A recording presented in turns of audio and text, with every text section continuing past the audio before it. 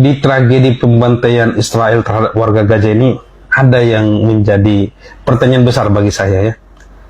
Kenapa umat Kristen di Indonesia ini ya banyak yang malah membela Israel begitu? Padahal ya, setahu saya, pertama, kalau kita bicara iman Kristen, yang membunuh Yesus itu kan adalah orang Yahudi. Itu yang pertama.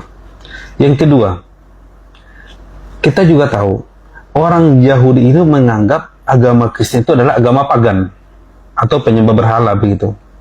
Jadi semua simbol-simbol yang berhubungan dengan kekristenan itu sama orang Yahudi itu dianggap menjijikkan.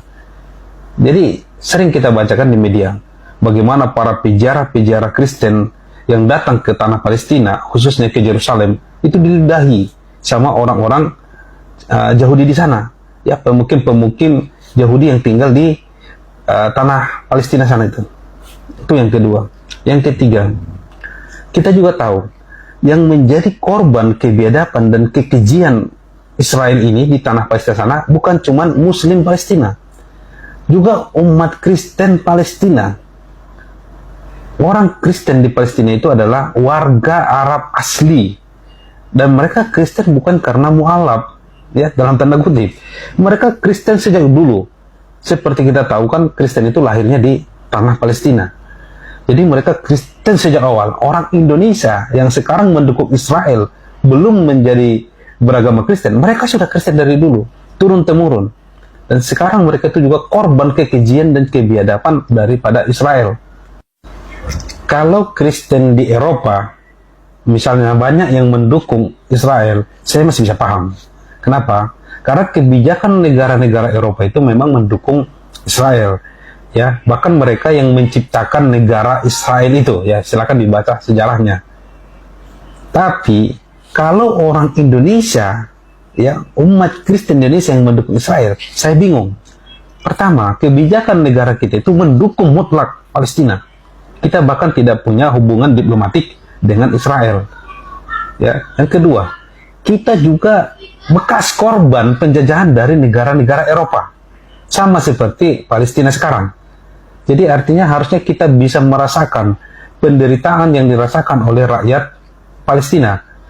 Kalau di Palestina ada pejuang Hamas yang sekarang dicap oleh Eropa sebagai teroris karena berjuang memerdekakan negaranya, kita juga dulu dicap ekstremis oleh Belanda.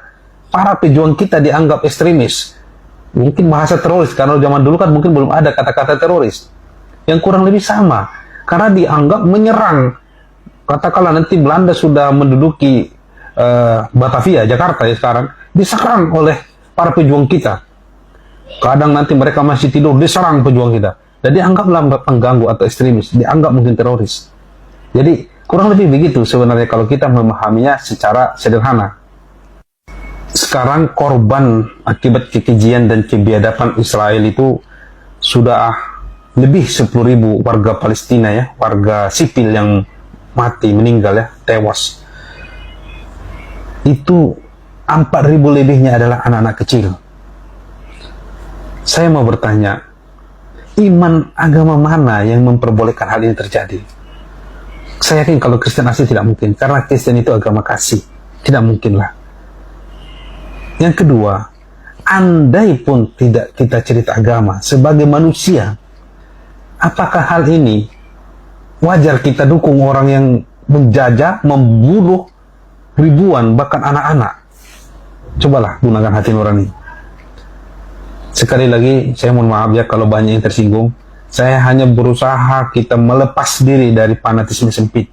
Kalaupun fanatisme itu ada, ingat, yang menjadi korban kekejian Israel di sana itu banyak warga Kristen Arab asli juga. Mulai dari jurnalis yang terkenal itu, saya lupa namanya, yang perempuan, anak-anak, bom di gereja dibom habis, ya itu dirudal ya. Terus rumah sakit baptis, setahu saya kalau rumah sakit baptis itu berarti kan identik dengan agama Kristen juga. Ratusan korban juga dibom oleh Israel di sana. Jadi kalaupun Anda masih tetap manusia, tolong gunakanlah hati dan pikiran kita. Anda mendukung penjajah itu menurut saya sudah tidak masuk logika saya. Apalagi yang jadi korban juga saudara Siman Anda juga di sana. Ya, terima kasih. Mudah-mudahan saya berharap ada kawan-kawan Kristiani yang bisa memberikan saya pencerahan. Kalaupun masih tetap mereka mau dukung Israel, coba berikan saya sebuah alasan atau pencerahan yang bisa saya membuat maklum. Oh iya, wajar mereka dukung walaupun dibantai segala macam. Ya, karena menurut saya ada dua hal aja yang membuat hal ini terjadi. Pertama, mungkin banyak kawan-kawan umat Kristiani Indonesia yang tidak tahu bahwa yang menjadi korban kekejian Israel itu juga warga Palestina yang beragama Kristen. Atau bahkan mereka mungkin tidak tahu bahwa di Palestina itu banyak juga orang Arab yang beragama Kristen.